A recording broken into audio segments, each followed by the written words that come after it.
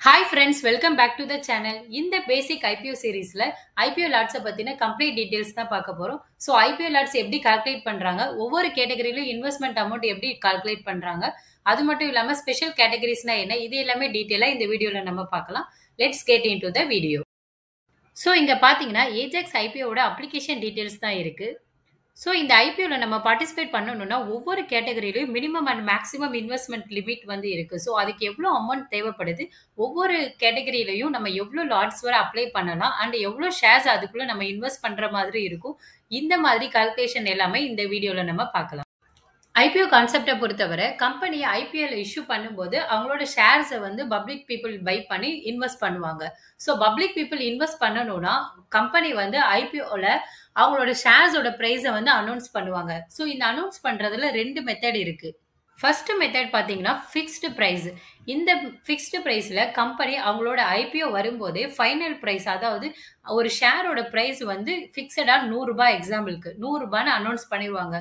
So இந்த ₹100 யாரெல்லாம் bit பண்ணுறாங்களோ அதை பேஸ் பண்ணி அவங்க அலாட்மெண்ட் வந்து கொடுப்பாங்க.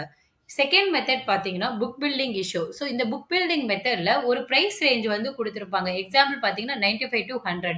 ஸோ இந்த ரேஞ்ச் பார்த்தீங்கன்னா அரௌண்ட் 5 to 10% டிஃபரன்ஸ்ல வந்து இருக்கும். ஸோ இந்த மினிமம் 95 to 100 வரை நம்ம பிரைஸ் பேண்ட் செலக்ட் பண்ணி நம்மளோட பிட்டை வந்து சப்மிட் பண்ணலாம். ஸோ டிமாண்டை பேஸ் பண்ணி எந்த பிரைசிங்ல அதிகமான இன்வெஸ்டர்ஸ் வந்து இன்ட்ரெஸ்ட் இருக்காங்களோ அதை பேஸ் பண்ணி ஃபைனல் பிரைஸ் வந்து கம்பெனி ஆஃப்டர் ஐபிஓ க்ளோசிங்க்கு அப்புறமா டிசைட் பண்ணுவாங்க. ஸோ இப்போ நான் ₹100 நிறைய இன்வெஸ்டர்ஸ் வாங்குறதுக்கு ரெடியா இருந்தாங்கன்னா ஃபைனல் பிரைஸ் வந்து இந்த கம்பெனி 100ன்னு செலக்ட் பண்ணுவாங்க. ஸோ மோஸ்ட் காமனா ஐபிஓ பார்த்தீங்கன்னா புக் பில்டிங் இஷ்யூ மூலம் தான் வருவாங்க. ஸோ நம்ம ஒரு கம்பெனி ஐபிஓ வரும்போது அவங்க எந்த மாதிரி மெத்தட்ல பிரைசிங்ல வராங்கன்றத நோட் பண்ணணும். பேசிக்கா பாத்தீங்கன்னா either fixed price or book building, இந்த மெத்தட்ல ஏதாவது ஒரு மெத்தட்ல பிரைஸை வந்து டிசைட் பண்ணுவாங்க. இப்போ ஒரு கம்பெனியோட ஐபிஓ இஷ்யூ மூலமா நான் அந்த கம்பெனில 150 ஷேர் இன்வெஸ்ட் பண்ணலாம்னு நினைக்கிறேன். ஆனா என்னால அந்த 150 ஷேர்ஸ்னு ஷேர் கவுண்ட்ல இன்வெஸ்ட் பண்ண முடியாது. ஏன்னா ஐபிஓ பொறுத்தவரை லாட் பேசிஸ்ல தான் நம்மளோட அப்ளிகேஷனை வந்து சப்மிட் பண்ண முடியும். இந்த லாட் பேசிஸை எப்படி கால்குலேட் பண்றாங்கன்னா அந்த கம்பெனியோட வேல்யூவேஷன், பிரைசிங் இதையெல்லாம் பேஸ் பண்ணி அந்த கம்பெனியோட மேனேஜ்மெண்ட்ஸ், அந்த இஷ்யூவோட அண்டர் ரைட்டர்ஸ், லீடு மேனேஜர்ஸ் இவங்க எல்லாம் பிரைஸ் பேண்ட் வந்து டிட்டர்மைன் பண்ணுவாங்க. ஸோ அந்த பிரைஸ் பேண்ட் டிட்டர்மைன் பண்ணதுக்கு அப்புறமா ஒரு லாட்டுங்கிறது செட் ஆஃப் ஷேர்ஸ் வந்து இருக்கும். ஸோ அந்த பிரைசிங்கை டிபெண்ட் பண்ணி அவங்க செட் ஆஃப் ஷேர்ஸை வந்து அனௌன்ஸ் பண்ணுவாங்க. எக்ஸாம்பிள் பார்த்தீங்கன்னா இங்க ஒரு லாட் நம்ம பை பண்ணணும்னா 100 ஷேர்ஸ்ன்னு அவங்க சொல்றாங்க. ஸோ நான் வந்து இந்த 100 ஷேர்ஸ்க்கு ஈக்குவலண்டான ஒரு ஷேரோட பிரைஸ் ₹140னா ₹14,000 மினிமமா இந்த இஷ்யூல நான் அப்ளை பண்ணா மட்டும்தான் இந்த இஷ்யூல என்னால பார்ட்டிசிபேட் பண்ண முடியும். ஏன்னா ஐபிஓ பொறுத்தவரை நம்ம மினிமம் 1 லாட்டாவது அப்ளை பண்ணா மட்டும்தான் நம்மளோட அப்ளிகேஷன் வந்து சப்மிட் பண்ண முடியும். ஸோ ஒவ்வொரு கேட்டகரிஸ் வைஸ் எப்படி ஐபிஓ லாட்ஸ் கால்குலேட் பண்றாங்கன்னு பார்க்கலாம். ரீட்டைல் கேட்டகரியை பொறுத்தவரை டோட்டல் இஷ்யூ சைஸ்ல இருந்து அரௌண்ட் 35% வரை ரிசர்வ் பண்ணுவாங்க. சில லாஸ் மேக்கிங் கம்பெனிஸ் வந்து ரீட்டைலுக்கு 10% வரை ரிசர்வ் பண்றதுக்கு சான்ஸ் இருக்கு. ஸோ நம்ம ரீட்டைல் கேட்டகரியில மேக்சிமமா 2 லட்சம் வரை தான் அப்ளை பண்ண முடியும். ஸோ ஐபிஓ பொறுத்தவரை நம்ம மினிமம் ஒரு லாட் வந்து அப்ளை பண்ணணும். அந்த ஒரு லாட்ல ரீட்டைல் கேட்டகரியில பாத்தீங்கன்னா இன்வெஸ்ட் பண்ற அமௌண்ட் ரேஞ்ச் வந்து 13,000 இருந்து 15,000 வரை இருக்கிறதுக்கு சான்ஸ் இருக்கு. மேக்சிமம் எக்ஸாக்டா 15,000 தான் இருக்கணும். ஆனா மினிமம் அமௌண்ட் வந்து ஸ்ட்ரிக்ட் ரூல் கிடையாது, அதை விட கம்மியா இருக்கும். மேஜர் சினாரியோல வந்து 13,000 இருந்து 15,000 இருக்கும். ஸோ ஒரு லாட் நம்ம வாங்கணும்னா நம்ம கிட்ட 13,000 இருந்து 15,000 வரை அமௌண்ட் கையில இருக்கணும். எக்ஸாம்பிள் பாத்தீங்கன்னா ஒரு லாட்டோட பிரைஸ் ரேஞ்ச் வந்து 14,000 இருக்கு. மேக்ஸிமம் என்னால 14 லாட்ஸ் மட்டும்தான் அப்ளை பண்ண முடியும். ஏன்னா 15 லாட்ஸ்ன்னு போகும்போது இந்த 2 lakhsன்ற பிரைஸ் லிமிட்டை வந்து எக்ஸிட் பண்ணிரும். ஸோ இதுக்கு மேல போச்சுன்னா அது வந்து ரீட்டைல் கேட்டகரியா இருக்காது, அதர் கேட்டகரிக்கு சேஞ்ச் ஆயிரும். இப்போ கம்பெனியோட ஒரு ஐபிஓ பிரைஸ் வந்து ₹1,500 இருக்கு. அவங்களோட ஒரு லாட்ல 10 ஷேர்ஸ் இருக்குன்னு சொல்லியிருக்காங்க. ஸோ இது வந்து செபியோட ரூல் படி ₹15,000 பிரைஸ் ரேஞ்சுக்குள்ளதான் இருக்கு. இதுவே ஷேரோட பிரைஸ் வந்து ₹1,501 ₹1 இன்க்ரீஸ் ஆகுது. இதனால செபியோட ரூல் படி 15,000 விட ₹10 எக்ஸ்ட்ரா ₹15,010 இன்க்ரீஸ் ஆகும். ஸோ இதனால இந்த அண்டர் ரைட்டர் அண்ட் மேனேஜ்மெண்ட் இவங்க எல்லாம் ஷேரோட கவுண்ட்டை ஒரு லாட்ல ரெடியூஸ் பண்ணுவாங்க. 9 ஷேர்ன்னு ரெடியூஸ் பண்ணுவாங்க. ஸோ இப்போ பார்த்தீங்கன்னா பிரைஸ் ரேஞ்ச் வந்து அரௌண்ட் ₹13,500 இந்த ரேஞ்சில் வந்து கம்மியாகும். ஸோ இப்படி ஐபிஓ பிரைஸை டிபெண்ட் பண்ணி ஒரு லாட்ல இருக்கிற ஷேர்ஸை வந்து அட்ஜஸ்ட் பண்ணுவாங்க. ஆனா மேக்ஸிமம் பார்த்தீங்கன்னா 15,000 தான் இருக்கும். ஸோ ஓவராலா பார்த்தீங்கன்னா, ரீட்டெயில்ல மேக்ஸிமம் நம்மளால 2,00,000 வரை இன்வெஸ்ட் பண்ண முடியும். ஸோ மினிமம் லாட்டோட பிரைசிங்க பொறுத்தவரை 15,000 விட அதிகமா இருக்காது. ஸோ ஜென்ரலா ரீட்டெயில்ல பார்த்தீங்கன்னா, நம்மகிட்ட அரவுண்ட் ஒரு 13,000 இருந்து 2,00,000 வரை நம்மகிட்ட அமௌண்ட் இருந்துச்சுன்னா, நம்மளால ரீட்டெயில் மூலமா பார்ட்டிசிபேட் பண்ண முடியும். ஸோ ஒரு லாட்ல மேக்ஸிமம் பார்த்தீங்கன்னா, 15,000 வரை நம்ம கையில வச்சிருக்கணும். இப்போ நம்மகிட்ட அமௌண்ட் பார்த்தீங்கன்னா, 2,00,000லேருந்து 10,00,000 வரை இருக்குன்னா, நம்ம வந்து ஹெச்என்ஐ கேட்டகரி மூலமா அப்ளை பண்ணணும். ஸோ இந்த ஹெச்என்ஐ கேட்டகரியில டோட்டல் இஷ்யூல இருந்து 15% வரை ரிசர்வ் பண்ணுவாங்க. இந்த ஹெச்என்ஐலயும் 2 டைப் இருக்கு. இந்த ஃபர்ஸ்ட் பார்த்தீங்கன்னா, 2,00,000லேருந்து 10,00,000 வரை நம்மளால ஸ்மால் ஹெச்என்ஐ மூலமா பார்ட்டிசிபேட் பண்ணலாம். ஸோ இந்த ஸ்மால் ஹெச்என்ஐல நம்ம இன்வெஸ்ட் பண்ணணும்னா, குறைஞ்சது 2,00,000 வரை நம்மகிட்ட இருக்கணும். இப்போ ரீட்டெயில் பொறுத்தவரை குறைஞ்சது அதிகபட்சம் 2,00,000 வரை இருக்கணும். ஹெச்என்ஐ ஸ்மால் ஹெச்என்ஐ பொறுத்தவரை நம்மள கிட்ட குறைஞ்சது 2,00,000 வரை இருக்கணும். இப்போ மினிமம் ஒரு லாட் பண்றதுக்கு நமக்கு 14,000 தேவைப்படுதுன்ற போது, இங்க மினிமமா நம்மளால 15 லாட்ஸ் வரை பண்ண முடியும். அதாவது மினிமம் அமௌண்ட் வந்து என்னால 2.1 லட்சம் வரை இன்வெஸ்ட் பண்ணிக்க முடியுது. மேக்ஸிமம் வந்து 71 லாட்ஸ் தான் பண்ண முடியும். ஏன்னா அதுக்கு மேல போச்சுன்னா இந்த 10 லட்சம்ன்றத மேக்ஸிமம் லிமிட்ட வந்து விட அதிகமா இருக்கும். ஸோ இப்ப 71 லாட்ஸ் நான் பண்றேன்னா 9,94,000 வரை நான் இந்த இஷ்யூல பார்ட்டிசிபேட் பண்ண முடியும். ஸோ இந்த ஸ்மால் ஹெச்என்ஐ பொறுத்தவரை பீப்புள் கிட்ட 2,00,000 இருந்து 10,00,000 வரை இன்வெஸ்ட் பண்ணிக்க முடியும். ஸோ இந்த ஹெச்என்ஐ கேட்டகரியிலேயே பீப்புள் கிட்ட 10,00,000க்கு மேல அமௌண்ட் இருக்குச்சுன்னா, அவங்க வந்து பிக் ஹெச்என்ஐ கேட்டகரி மூலமா அப்ளை பண்ணுவாங்க. ஸோ டோட்டல் ஹெச்என்ஐ கேட்டகரியில 15% ரிசர்வேஷன்ல இருந்து ஸ்மால் ஹெச்என்ஐ, பிக் ஹெச்என்ஐன்னு இவங்க வந்து ஷேர்ஸை வந்து அலாட் பண்ணுவாங்க. ஸோ அபவ் 10,00,000க்கு மேல வரை நம்ம பிக் ஹெச்என்ஐ மூலமா இன்வெஸ்ட் பண்ணிக்க முடியும். நம்ம இன்வெஸ்ட்மெண்ட் அமௌண்ட் வந்து 10,00,000 விட அதிகமா இருக்கலாம். அப்பர் லிமிட் எதுவுமே இல்ல. ஸோ நம்ம 10,00,000க்கு மேல எவ்வளோ இன்வெஸ்ட் பண்ணாலும் நம்ம பிக் ஹெச்என்ஐ கேட்டகரிக்குள்ள வந்துருவோம். நெக்ஸ்ட் இம்பார்ட்டன்ட் கேட்டகரி பார்த்தீங்கன்னா QAP. ஸோ இந்த QAP மூலமா எல்லாருமே நார்மல் இன்வெஸ்டர்ஸ் வந்து இன்வெஸ்ட் பண்ண முடியுமானா முடியாது. இதுக்குன்னு சில கிரைட்டீரியாஸ் இருக்கு. அந்த கிரைட்டீரியாவை இன்ஸ்டிடியூஷனல் வந்து ஃபாலோ பண்ணுவாங்க. ஸோ அந்த கிரைட்டீரியா எல்லாமே சாட்டிஸ்ஃபை பண்ணா மட்டும்தான் அவங்க செபில QAPல ரெஜிஸ்டர் பண்ணுவாங்க. இந்த மாதிரி ரெஜிஸ்டர்ட் கம்பெனி மட்டும்தான் QAP மூலமா பார்ட்டிசிபேட் பண்ண முடியும். ஜென்ரலா பார்த்தீங்கன்னா மியூச்சுவல் ஃபண்ட்ஸ், பேங்க்ஸ், FII இவங்க எல்லாருமே இந்த QAP இன்ஸ்டிடியூஷனல் மூலமா இன்வெஸ்ட் பண்ணுவாங்க. டோட்டல் இஷ்யூல இருந்து அரௌண்ட் 50% வரை இந்த QAPக்கு ரிசர்வ் பண்ணுவாங்க.